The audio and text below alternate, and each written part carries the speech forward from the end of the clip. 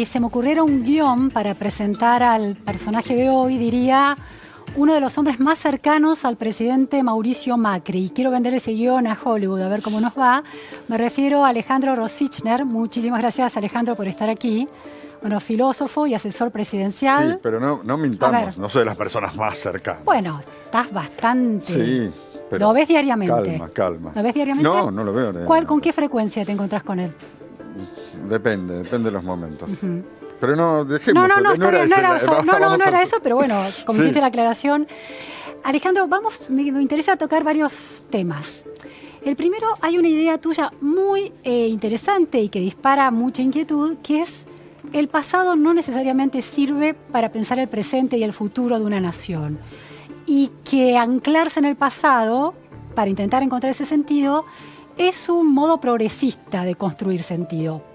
Por cómo es esa aproximación que el futuro no está en el pasado y por qué es progresista mirar el pasado. Progresista en el mal sentido, ¿no?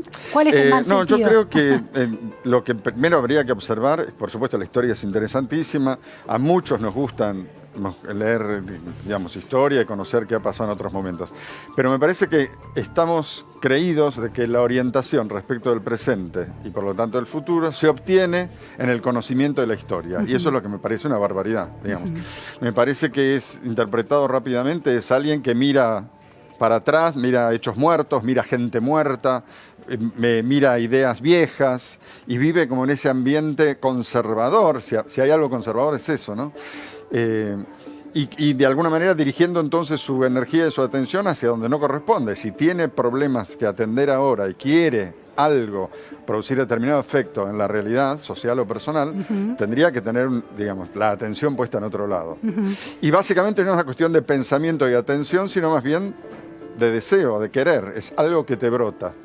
El presente y el futuro. Digamos, la relación sana, podríamos decir, jugando con las ideas. Sí. Con la realidad no sería estar observando siempre cómo fue antes la realidad, sí. suponiendo que de ahí vamos a saber poder orientarnos, sino más bien estar conectados física, directamente con la realidad que estás viviendo, que por supuesto no está clara, como objeto de conocimiento es mucho más difícil, porque se está presentando en el momento que lo observás y aparte formás parte de ella. Pero en ese mundo no es un mundo de conceptos, es un mundo de fuerzas. A ver, pero en el presente juegan, se cruzan, se articulan un montón de miradas del pasado que no tienen cierre todavía, que la sociedad sigue debatiendo. Entonces, el pasado está presente también. Que la sociedad sigue debatiendo eso es muy relativo. Eso lo hace un minimísimo sector de la población que tiene la enajenación suficiente para creer que las cosas suceden en un tiempo muerto.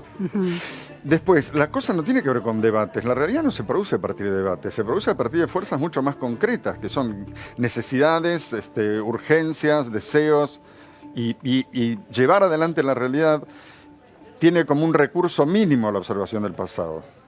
Efectivamente crees en eso. Sí, pero creo que es así, que siempre fue así. Pero a ver, ¿es porque se mira mal el pasado? No.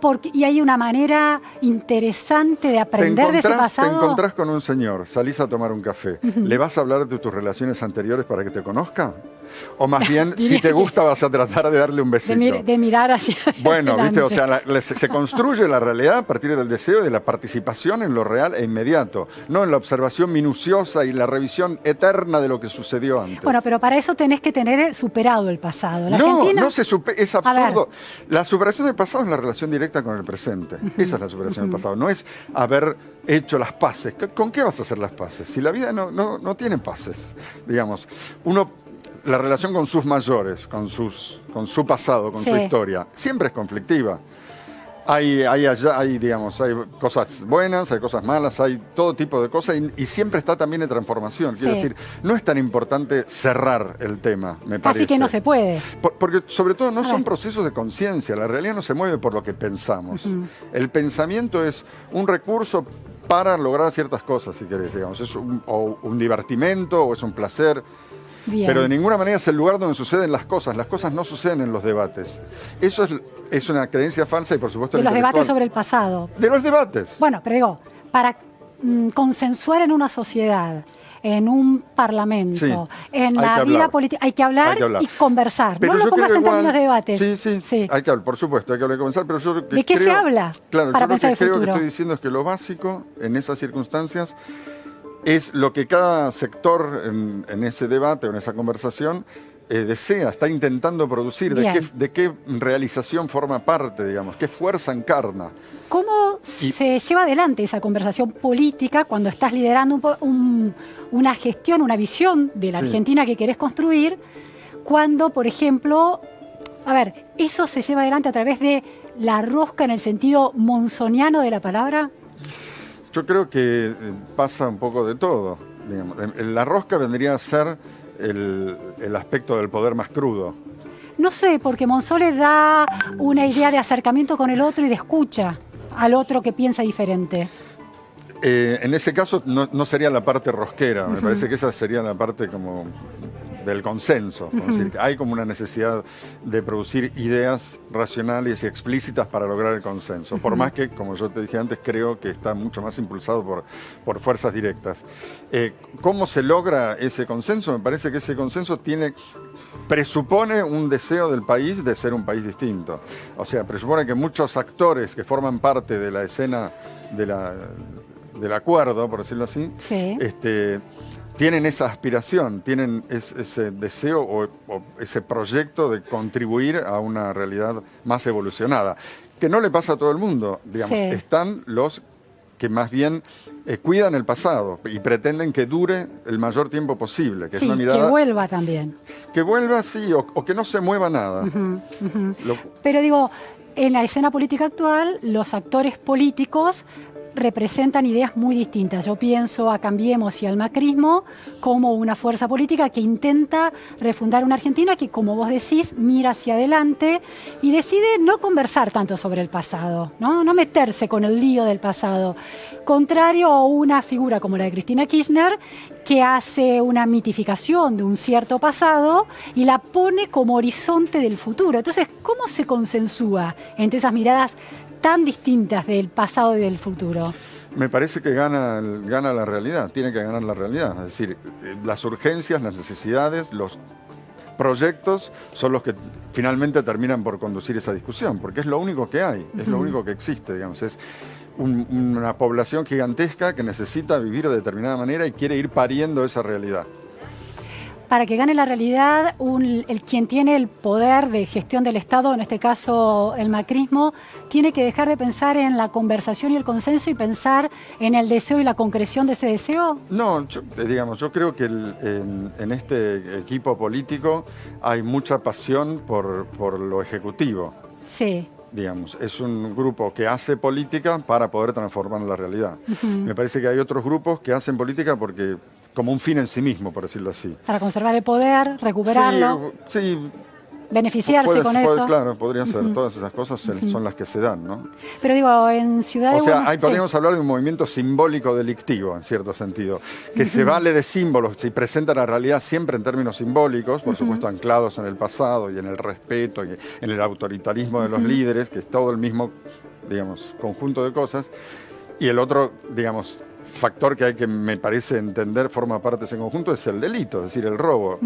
Robar no es pensar distinto, es robar. No, es otro entiendo. tipo de cosa. Ahora, desde ese lado de la realidad de la Argentina, la imputación que se le hace a esta gestión política es que su sentido de la historia hacia adelante tiene que ver con la preservación de privilegios de clase. Bueno, pues está bien, pero precisamente son ellos que también podría ser delictivo. Pero es gracioso manera. porque, digamos, los que encarnan los privilegios son ellos. Este es un gobierno antiprivilegio. Está clarísimo y podríamos, digamos, no sería muy difícil encontrar las pruebas de eso. Me parece que es una filosofía antiprivilegio que está al servicio de la gente, al servicio de las personas reales que necesitan cosas. En el otro campo hay toda una especie de repertorio de fantasmas y de cosas inciertas y de símbolos. El pueblo, que finalmente es una idea que termina para ayudar a sojuzgar a la gente, a que su realidad no evolucione, que no crezca, que no exista la potencia del querer, la afirmación de las ganas de hacer cosas. Todo eso, digamos, es un tipo de sujeto que no forma parte de ese ambiente. Ahí tenemos más bien un sujeto como carente de todo, sin valor, que necesita la guía y la asistencia de esta gente iluminada. Sí. Alejandro, esta cosa de la militancia sacrificial versus esta identidad individual deseante, una u otra tiene costos y beneficios. ¿Cuáles serían esos costos y beneficios? No sé, pero lo primero que me parece que hace poco me di cuenta, A ver. en militar, la palabra militar, yo milito, está la idea de lo militar. Es Sí. una obviedad, pero Sí. es como que pareciera pertenecer a dos ámbitos distintos, ¿no? Sí. El militar, que según la mirada de la militancia ocupa un lugar negativo, y después se traspapeló que de repente eso también es concebido como algo, una función militar, una función de guerra, podemos decir, Sí. de aplastamiento del otro, Y etcétera, de etcétera. disciplina hacia un De colectivo. disciplina, de negación del deseo, de sumisión, de, bueno, ¿Te sorprendieron las denuncias de acoso y de abuso sexual dentro de una organización como la Cámpora? no, parece, digamos, no me sorprendió. ¿Por qué no te sorprendió? Y porque me parece que es un movimiento, un estilo de vida que hace pesar mucho la autoridad. Y que no es un La movimiento, complicidad y el no es silencio. un estilo sensible ligado al, me parece, a la sensualidad, más bien ligado al aplastamiento, ¿no? Y la falta de voces femeninas, más allá de las grandes excepciones que hay en las figuras de Carrió o Vidal o Stanley, dentro del macrismo, que parece operar como un club de hombres, juegan al fútbol en la Casa Rosada, No, me parece- y ahí hay acercamientos donde las mujeres están Me excluidas. parece que, digamos, no se sostiene. Desde María Eugenia, Gabriela, Stanley, Carrió, está lleno de mujeres importantes. Sí, pero está bien, pero son ¿Qué excepciones, vos estás ¿no? diciendo? Porque no son excepciones. Si te marqué 5 que son 5 importantísimas. sí, 5 importantísimas, pero son como si nombramos a las CEOs del mundo, bueno, debajo de las CEOs del mundo hay un montón de Pero ahora mujeres me que no cambiaste logran de las tema, paridades. digamos. Ahora estás hablando del feminismo en el mundo, de No, la carencia, no, de De la que más falta de allá de mujeres. esas figuras emblemáticas de Cambiemos o del macrismo, después, a la hora de la toma de decisiones, uno ve jefaturas de gabinete con ministros. Está lleno de mujeres. ¿Qué con- querés que te diga? No, me parece que sea Stanley así. es la única mujer. No, me parece que sí, pero te acabo de decir, en roles preponderantes, te mencioné 5 importantísimas y hay un montón más. No me parece. En el Respeto gabinete tu de Vidal visión. no hay ninguna mujer. Bueno, está bien. Sí, es el mundo es así, digamos. Lo femenino no ha tenido todavía la presencia que queremos que tenga. De hecho, hay ley de cupo, etcétera, etcétera. Es una preocupación social. Pero me parece que no corresponde señalarlo en el universo Cambiemos como una característica distintiva. A eso voy. No, preguntaba porque, bueno, tenemos muy claro que en la Cámpora la falta de presencia de mujeres o la sumisión de las mujeres funciona de una manera, ¿cómo funcionaba en Cambiemos? Quería entender eso. Yo no veo mucha sumisión ni de mujeres ni de hombres en Cambiemos. Veo un estilo bastante sano de intercambio y de trabajo en común. La verdad me parece que, digamos, todo el tránsito, todo lo que estamos intentando pensar podría pensarse en términos de sensibilidades, ¿no? ¿Cuáles son las sensibilidades que están representadas en estos dos grandes personajes de la realidad política actual, ¿no? Sí. El peronismo, digamos, o no sé si peronismo, el kirchnerismo, no sé cómo Sí. llamarlo. Y esto nuevo, que son actores políticos raros, que no parecen políticos, que es Cambiemos, ¿no? Sí. Creo que la sensibilidad antigua es una sensibilidad que tiene rasgos, los repasamos todos ya, que tiene una gran relación con el pasado, por sobre el presente, digamos, le parece una falta de respeto tocar el presente, es como una chanchada. Si hace tanto tiempo vivió gente tan importante, lo cual es un planteo neurótico. Veo mucha tendencia a la autoridad, a las grandes figuras, a la idea de que los políticos se juntan entre sí y hacen arreglos, mientras que la gente está haciendo su vida por otro lado. Veo una sensibilidad antigua, una sensibilidad autoritaria, básicamente veo una sensibilidad un poco carente de sensibilidad, ¿no? Como, bueno.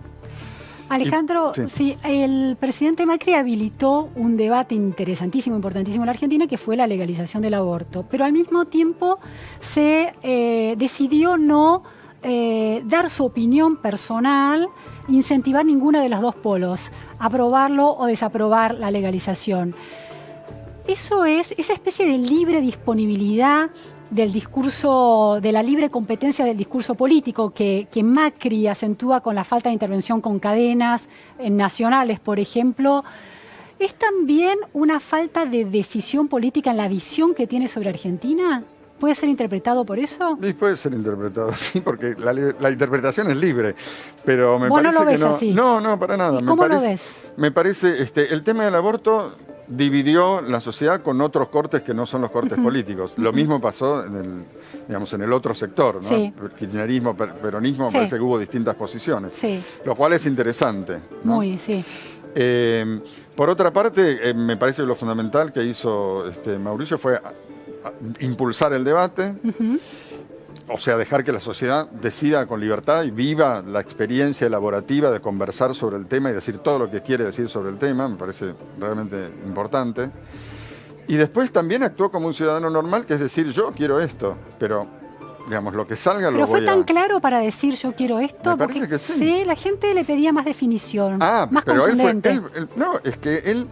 Porque Vidal la fue gente no le pedía contundente. más definición. Él se definió perfectamente. Lo que A la ver. gente pedía es que interviniera, haciendo uso de poderes que no le hubieran correspondido. Sí, bueno, pero a ver, Vidal se definió muy claramente a favor, ella decía, de la vida, ¿no? O sea, en contra del aborto.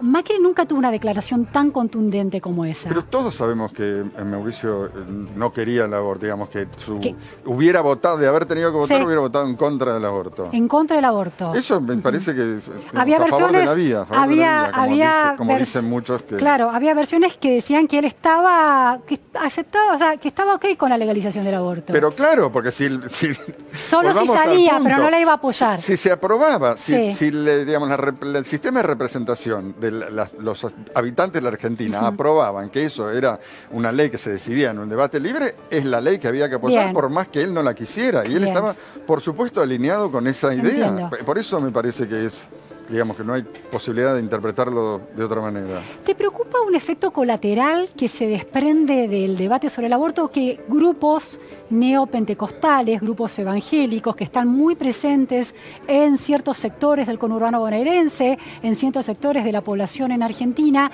pero que iban de manera muy subterránea, de golpe adquirieron una visibilidad llamativa e instalaron el conflicto en relación a la ideología de género, que en Brasil es una marca de identidad de hace años, en la Argentina? ¿Eso es un efecto indeseado y preocupante para un filósofo como vos?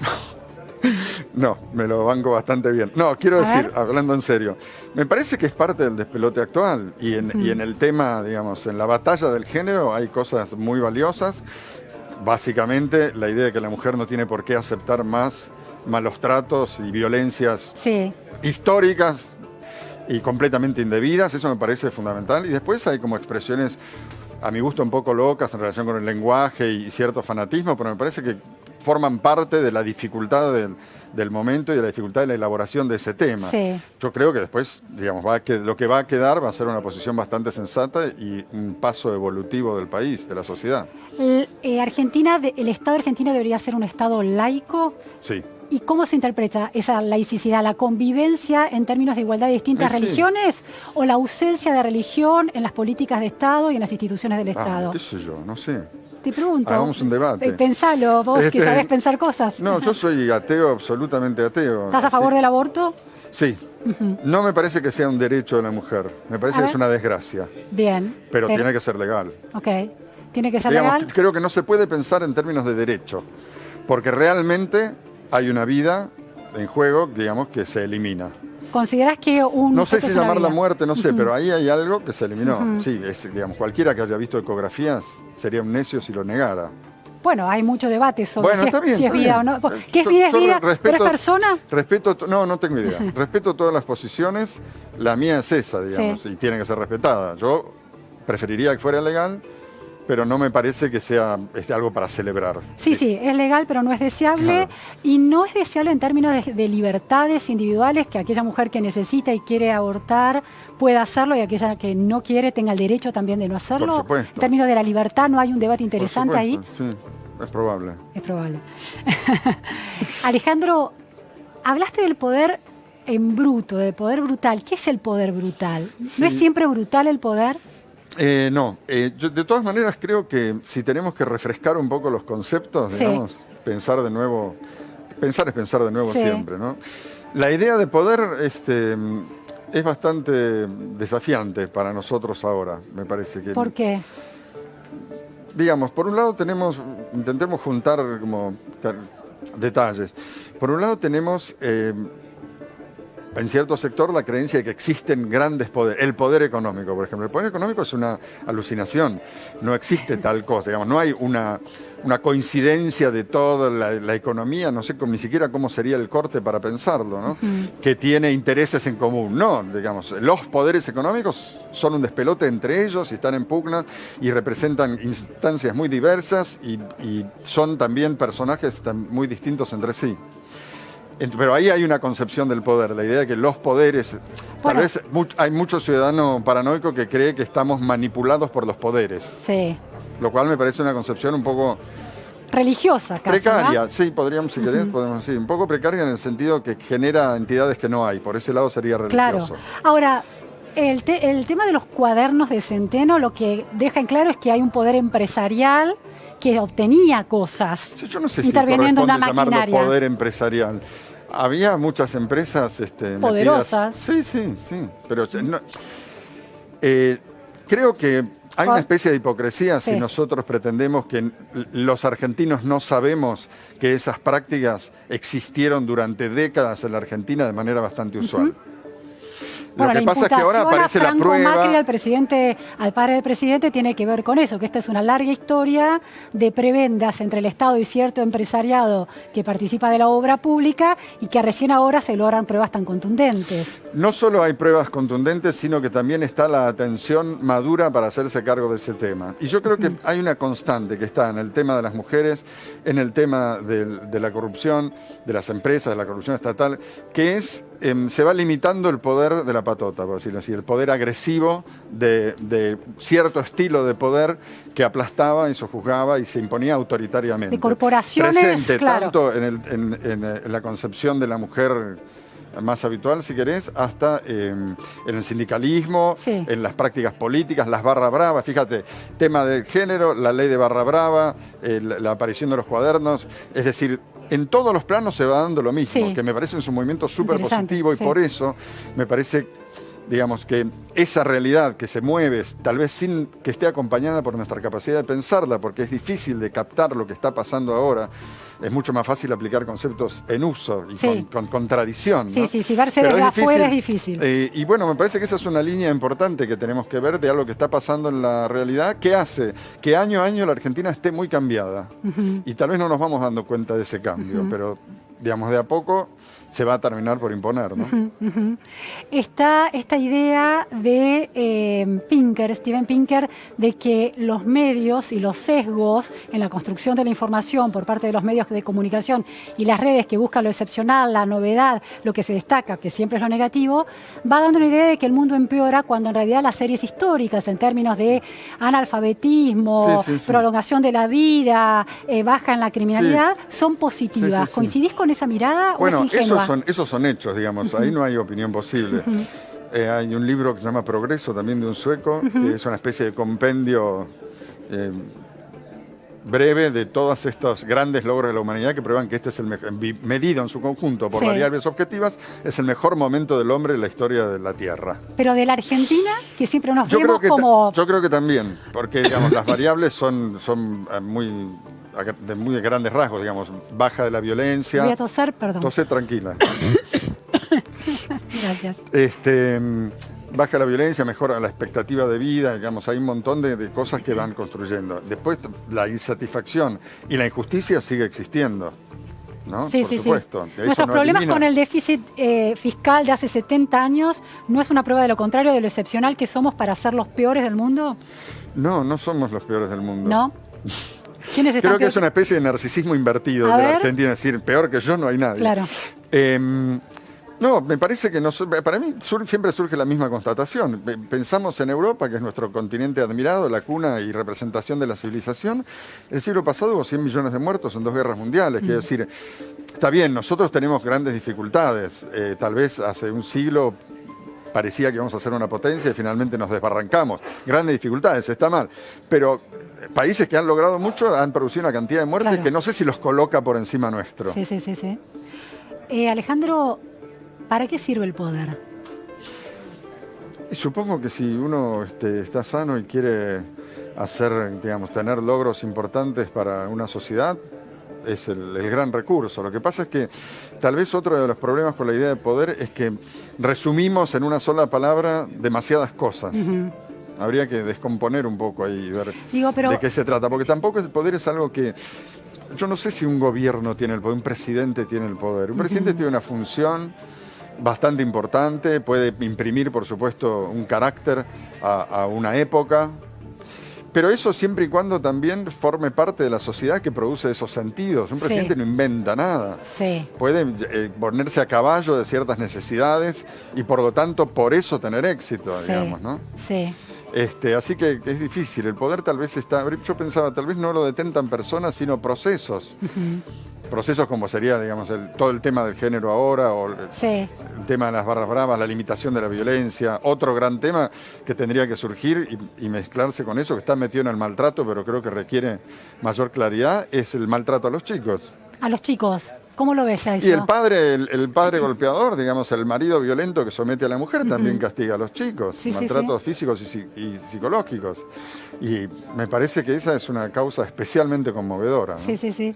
Ahí, en el ejercicio del poder, un día le pregunté a Gustavo Grobocopatel qué era el poder y para qué lo quería, y tuvo una especie de sinceridad, que algunos consideraron sincericidio: para los empresarios queremos poder para hacer monopolios y ganar la guita más fácil, me dijo. Que me parece una respuesta muy humana, en definitiva.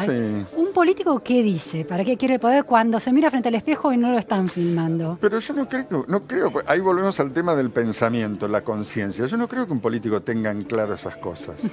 Ni creo que deba tenerlas. Pero no hay un disfrute de algo. Pero es como ahí. Si vos dijeras, ¿para qué querés el amor en tu vida? ¿Qué sé yo? No hay necesidad de saberlo explícitamente. Pero hay un goce, hay un erotismo. Pero por eso, hay una realidad concreta con índices muy claros de para dónde uno tiene que ir y quiere ir y cuál es su visión, digamos, relacionada con eso. Pero no sé si necesariamente todo eso tiene que ser explicitado en palabras. Nosotros tenemos, nuestra concepción del debate es excesivamente racionalista. Nosotros creemos que si hablamos los temas, finalmente se va a develar la cuestión. Realmente no venimos a la vida para entenderla. De entender es parte de un proceso de vivir. Y no vivimos sino para vivirla. Claro. Entonces, y no se puede vivir y construir sentido sobre esa vida al mismo tiempo. Claro, sí. Yo no digo que no hay que pensar. Yo, digamos, hago eso todo el tiempo. Me gusta. Aparte, es una sensualidad pensar. Hay un disfrute del pensamiento. Exactamente. Pero, digamos, es interesante la diferencia entre ponerlo a caballo de tu necesidad, de tu disfrute, del pensamiento, o ponerlo más bien en relación con la necesidad de develar una verdad que por fin terminaría con estos malos que le hacen daño a la tierra. No hay que escindirlo de alguna manera, es imposible escindirlo, o no vale la pena escindirlo. Ese deseo y esa reflexión sobre lo que deseamos. No, son distintos orígenes para la experiencia, digamos. Uno puede, para una misma experiencia, que estar determinado por un empuje y un querer, o bien puede estar como aplastado por una autoridad o qué sé yo, no sé. Hay algo del orden de la humildad que se juega en todo esto, que si pienso en una figura como Cristina Kirchner, que todo el tiempo enuncia con enorme capacidad retórica, muy cuestionada por algunos, pero sin duda con larga, extensa capacidad retórica, algunos ideales muy grandes. Y hay otra manera de plantarse ante el mundo y ante la política y el poder, que es un tono medio de poca articulación verbal, por imposibilidad o por decisión, que deja un poco que las cosas sucedan de una manera más natural. ¿Esa descripción podrías escribir? No. No. Pero por detalles. Creo que es cierto, digamos, yo capto en lo que vos decís y comparto la idea de que en el discurso de Cristina ella es protagonista. Entonces, siempre en el discurso de los líderes populistas autoritarios, ellos son personajes centrales de la historia. Me parece que en movimientos más modernos y más capaces de hacer algo con la realidad, se trata más de un trabajo en común, y el líder no tiene esa necesidad de culto a la personalidad. Más bien desearía lo contrario. Como un perfil bajo. Claro, pero por una especie de deseo muy natural en su subjetividad, en su estilo de vida, ¿no? Pienso en un montón de personajes de Cambiemos, ¿no? De gente que es así. Te hago la última pregunta, Alejandro. Desde el 83 en adelante, ¿cuál es el presidente que más cambió la política argentina y por qué? Bueno, sin duda alguna, Mauricio. ¿Por qué? Creo que porque la época cambió mucho y este es un equipo político que dejó de hacer fuerza en contra de la época. Y entonces aceptó volverse real y jugar la política como se juega ahora y la comunicación como se juega ahora, porque hablamos con personas reales y no con preconceptos que tenemos de cómo es el sujeto político, digamos. Claro, como a priori a los que hay que obedecer. Claro, es hacer la experiencia de la política, es ir descubriendo cómo es hacer política ahora. Porque llevado por ciertas necesidades de obtener preponderancia y lograr, digamos, mejorar la realidad, llevado por eso vas como agarrando lo que te sirve para hacerlo. Sí, es como ir pescando los datos de la realidad y construir con eso. Sí. Y no imponerle una especie de estructura. Sí, es como una especie es una perspectiva.